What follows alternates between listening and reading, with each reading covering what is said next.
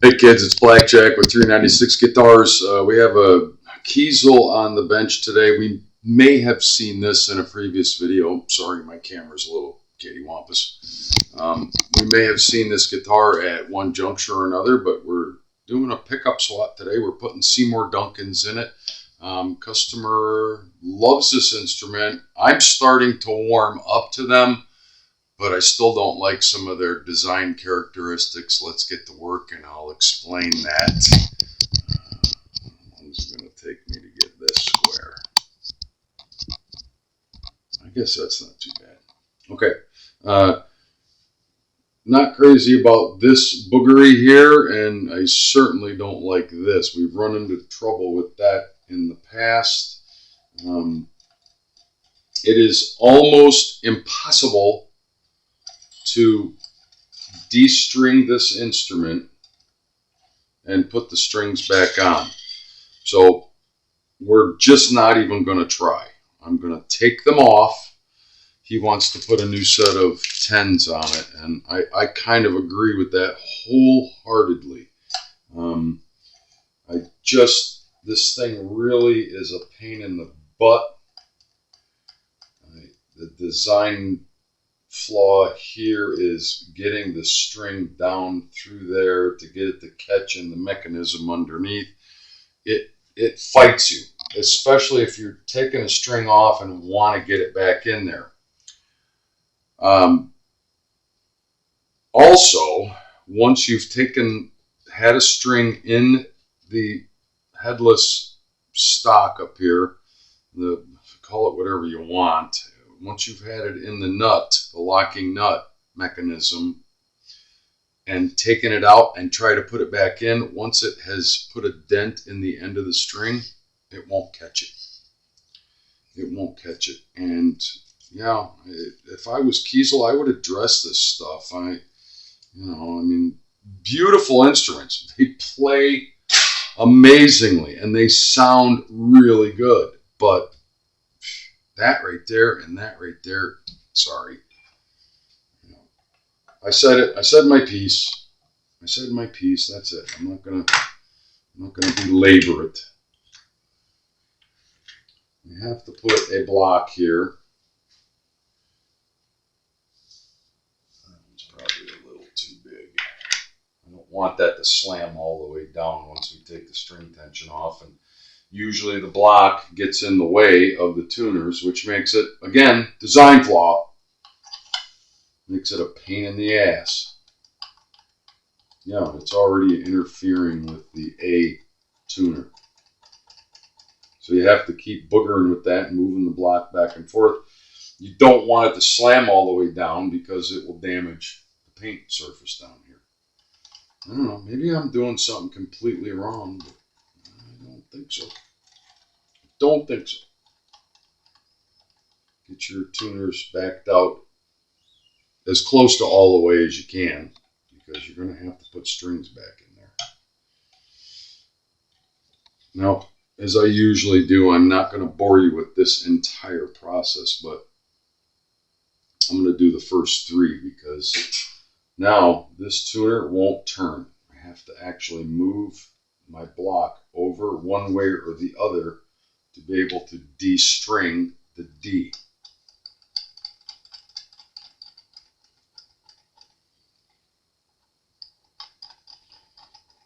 Just not a fan.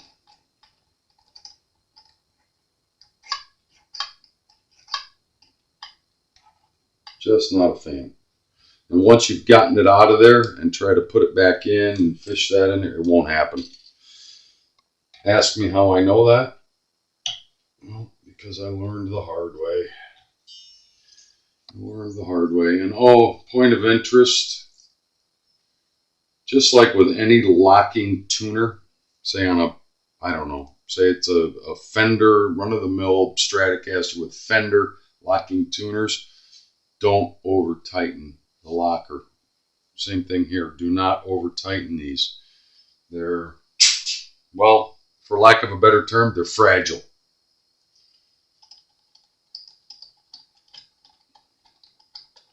So I'm going to pause here while I get the rest of the strings off, because obviously we have to get this out, and we're going to flip it over, and I'm going to show you the little tiny control cavity that they give you to work with to swap out pickups. Stand by. So we have the strings off, and I'm now disconnecting our pickups from the control cavity. The thing is about the size of a Hershey bar, or I don't know, a Snickers bar. There are two drill outs separately for the neck, and subsequently we're going to unhook the bridge.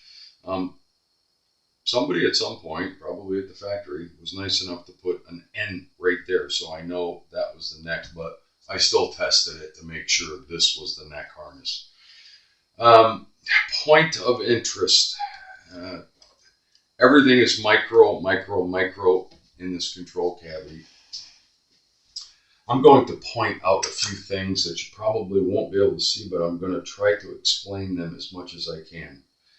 They have their bridge ground. You can see that there's copper shielding inside the box. It's just copper tape.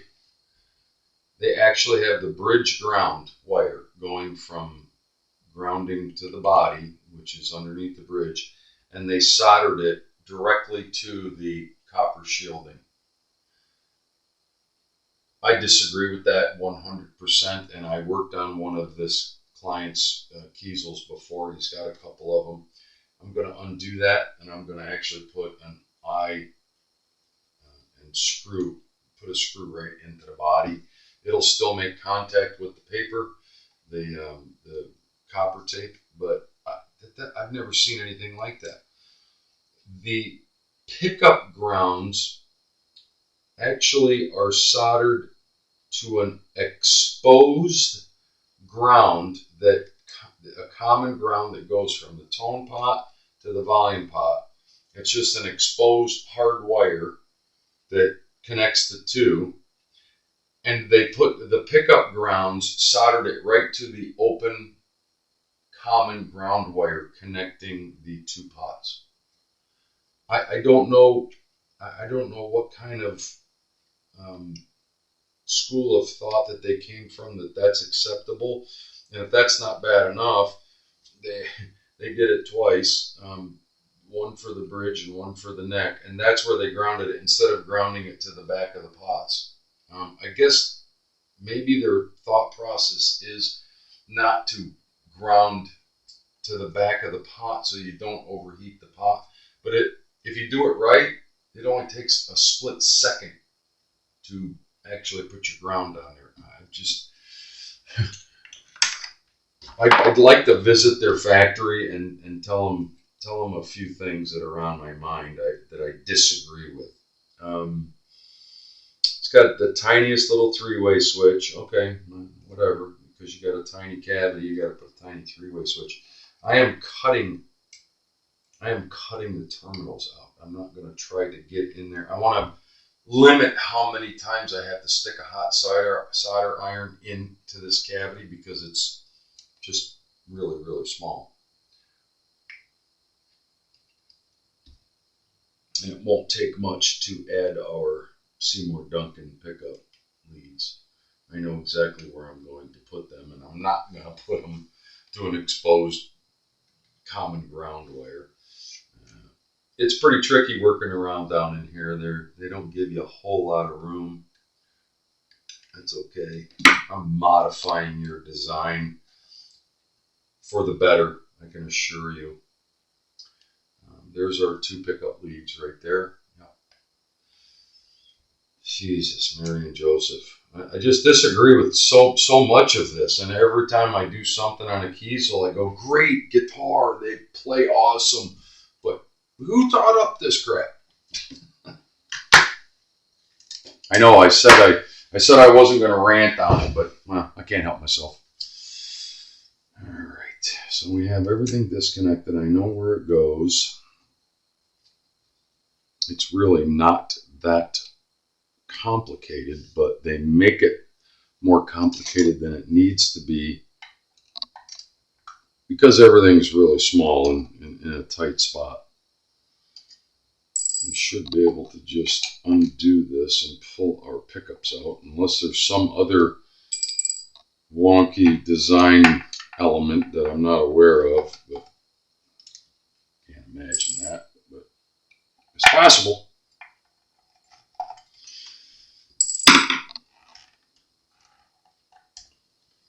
It's possible. Yeah.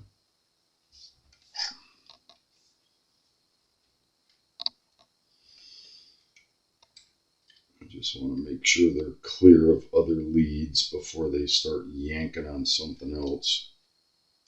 Out. I can almost assure you that running my new Seymour Duncan lead through there, they're about the same size harness. The Seymour Duncan's a little fatter. Boy, they only cut as much as they absolutely had to out of there. Kiesel, KHN. I'm sure the N stands for neck. Some people get freaked out taking apart guitars. This is a brand new instrument by all accounts. He has played it quite a bit. When I say brand new, he's had it for a short period of time.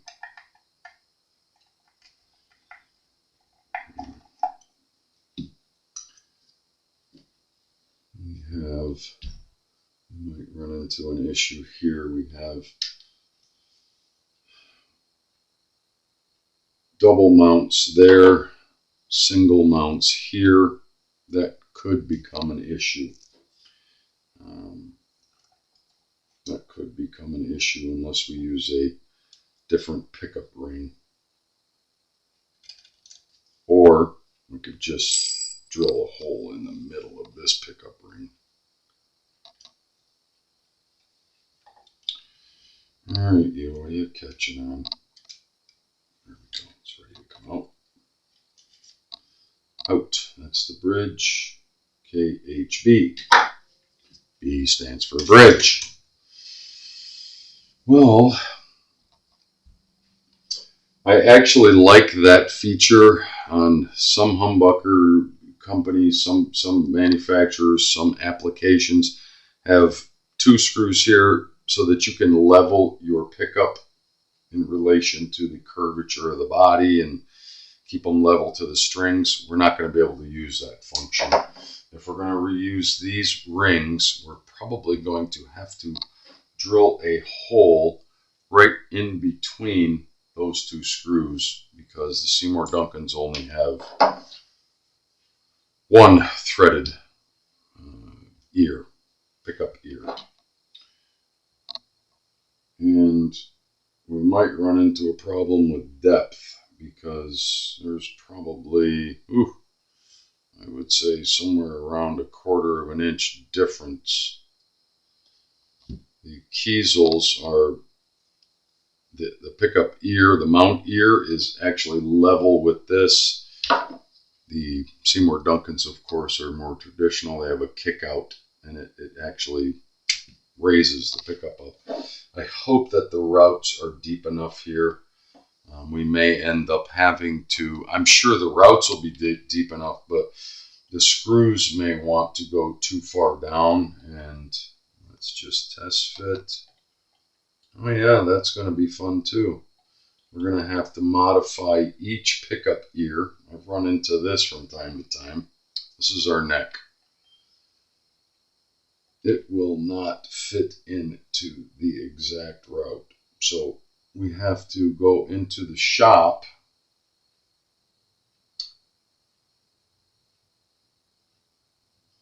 and we're going to have to take off some material right here and on this corner and this corner to make them fit into their Kiesel. Clever little bastards. Another design flaw, so that they don't want anything but their own pickups in there. Golly. Let me make sure that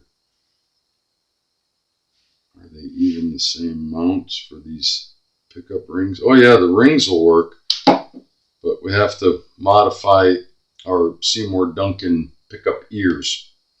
I hope you're catching up with that. The route in the wood for the pickup route, these are not a direct fit. The Seymour Duncans are oversized slightly, and I've seen it before. We're going to have to, I got to go into the shop and get on the bench grinder and grind off that corner, that corner, that corner, that corner. And I'll bet dollars to donuts that the bridge is the same way. Yeah. You think you're going to ruin my picnic? I don't think so. I'm pretty sure the pickup itself will fit in there. Yeah. Golly. That just irritates me no end. Yeah. Okay. So I'm going to pause while I go arts and crafts grind away. And it's not a perfect science. You just have to kind of take off some material so that it will actually fit in their body route. And then we'll know as soon as we mount them into the pickup rings whether or not we'll have enough movement. We may have to, with the screws that we use, I don't know if we can reuse these, but if we can, we may have to cut them shorter or whatever because the ears are longer. Yeah, stand by. You never know what you're going to run into. So I'm going to show you what we did here. So yeah. You have to put a hole in the center there just to modify to accept a single screw. That's common. I've done that a million times. I wanted to point out more Kiesel fuckery, for lack of a better term. 1, 2, 3, 4. You got 1, 2, 3 different size springs on the pickups that I took out of this brand new instrument, holding their pickups into their pickup ring, and 2 different size screws that should all be the same size, where there were 2 different sizes in the wrong place. Like these 2 right here, they should be the same size. And the bridge pickup, there was a shorter one and a longer one. They're raiding their parts bins and cobbing guitars together. Sorry, got to call it like I see it.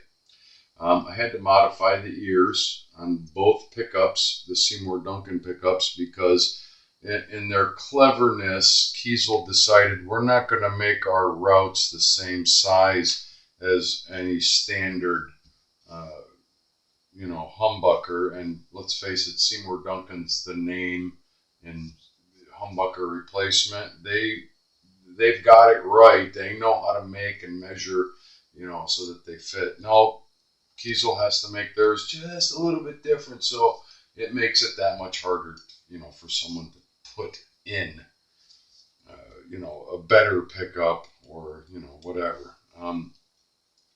Also, the width of their pickup ring here doesn't want to accept the entire pickup. They're just, and you're talking about a fraction of a millimeter, I can't say that was on purpose, because they've used different size hardware to mount their own. Where are their pickups? Yeah, they say Kiesel right on them. They say Kiesel right on their pickups.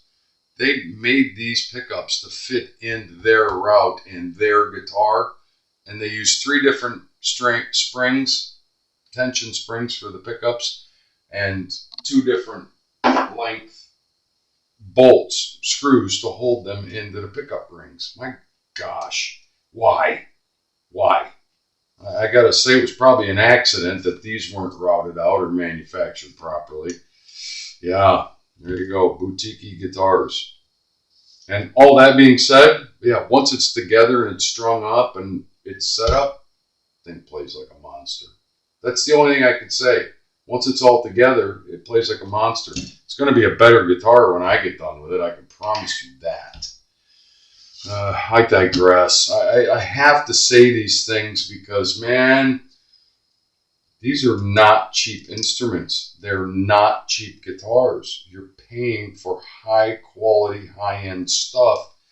And when you get it, it isn't quite. I don't know. I'd be questioning it myself. That's why I build my own guitars.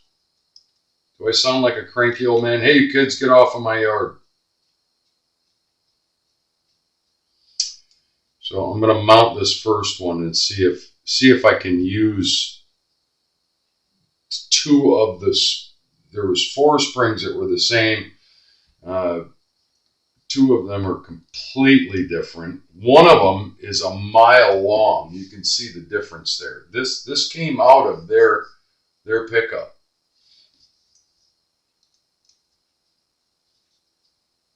This is the bridge, so I know it's got to come up taller. I'm going to use a shorter spring in it. Yeah, I think we'll be okay. I just don't understand. I don't understand. Maybe I will understand by the time I get done. I don't know. Golly, I hope that head doesn't pull through their oversized screw hole just to add another dimension to their screwed up fuckery. Sorry, I keep swearing and I shouldn't. I don't ordinarily, but man, when I see stuff like this, it just irritates me. It just irritates me. Sooner or later, somebody at Kiesel's going to see my video and they're gonna come down on me. I hope not, but I got to tell you, I still like the guitar. It plays like a monster once it's all put together, but their fit and finish and their quality control, yeah, a little bit lacking there, my guys. The only way I'm going to know if these screws are too long is if I put it in there. I got to run the wire all the way through to the cavity. That's my bridge. I'm doing this on camera to show you guys, and I want you to be involved in as much of this as you can be, as much as possible. Don't need that, don't need that. Don't need that right now. Let's run it through there. I just want to test fit the pickups first before I move on to the next phase, you know, which is cutting these harnesses down because they're a mile too long, as you can see. Just want to make sure they're going to fit down in there and that the mounting screws here are not too long, which they are not, and we're going to be golden. So I'm going to go ahead and mount this pickup. I'm going to use their hardware against my better judgment. I better measure these and make sure that they're all the same size.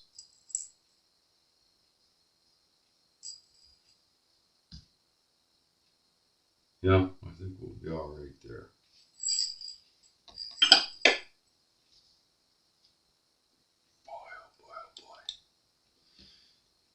You never know what's going to hit the bench from day to day and what you're going to run into.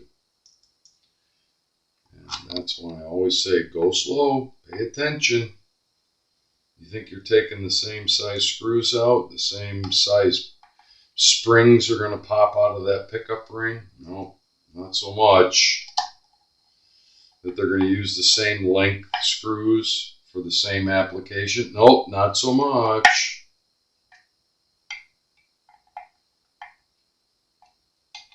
That's why you don't just go attack something and start taking it to pieces. Pay attention. Go slow. Just another tip from your Uncle Blackjack.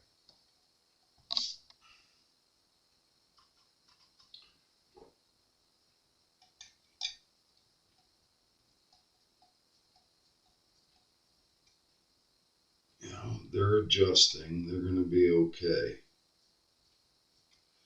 I think we'll be all right there. The worst case scenario, I might have to put a more aggressive spring in there. I used the one that they had. But I think we'll be all right. So that's the first pickup. I'm going to stop there. Clearly, I'm not going to try to wind all that down in there. I'm going to cut it off right about there. So I only have what I need to operate down in the cavity, right? I'm going to mount the other pickup. Stand by. I'll be right back. So beautiful. We have the pickups mounted, and we're going to be golden. They're actually very nice and level too. I just want to point out one thing. Some of you may have seen this in another video. Just to preset these, and before you move forward and start doing everything else, you want to kind of pre-measure your pickup height and make sure that the way that you have them mounted in the guitar, in the cavities, that you're gonna have adjustment during setup.